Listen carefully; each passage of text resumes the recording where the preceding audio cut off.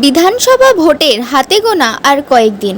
বহরমপুর বিধানসভার তৃণমূল কংগ্রেস মনোনীত প্রার্থী নারুগোপাল মুখার্জির সমর্থনে জনসংযোগ কর্মসূচি করতে বহরমপুরে এসেছেন তৃণমূল সুপ্রিমো মমতা বন্দ্যোপাধ্যায়। তৃণমূল কংগ্রেসের ডাকে জনজোয়ারে ভেসে গেল বহরমপুর। করলেন রোড শো। গির্জার মোড় থেকে খাগড়া চৌরাস্তা পর্যন্ত সহস্র মানুষ আজ প্রত্যক্ষ করলেন এই রোড শো। সেই রোড শোয়ের কিছু দৃশ্য আপনাদের সবার সামনে তুলে ধরলাম আমরা।